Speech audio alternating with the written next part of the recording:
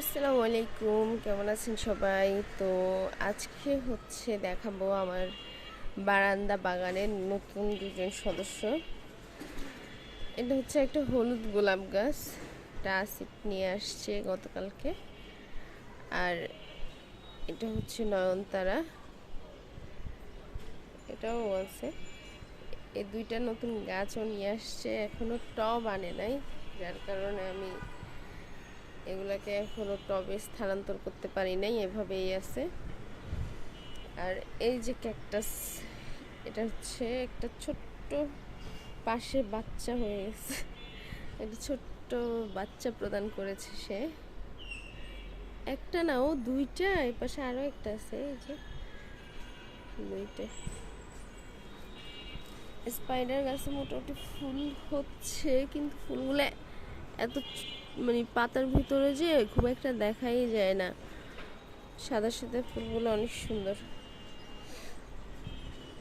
আর এই তো শিউলি পড়ে আছে সব বাঁশ পাতার উপর।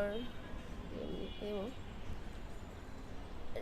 এই তো অ্যারোমেটিক জেসমিনটা এবার অনেক বড় বড় ফুটতেছে। যখন আমি কিনছিলাম ওগুলার সাইজ আরো ছোট ছিল, কিন্তু এবার দেখতেছি যে ফুলগুলো বিশাল সাইজের হচ্ছে, সুন্দরী।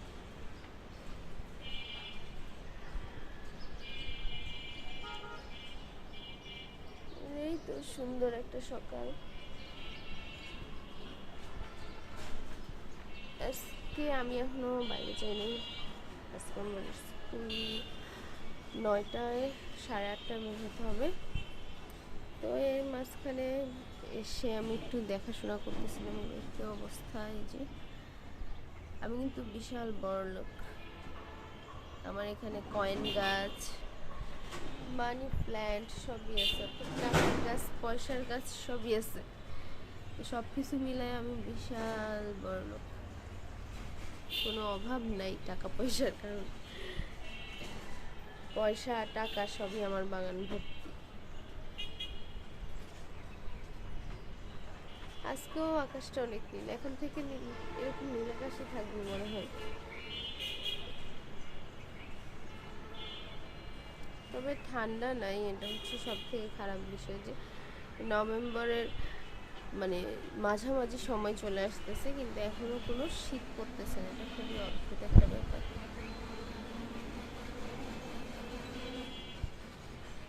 তো সবাইকে শুভ সকাল এবং আল্লাহ হাফেজ।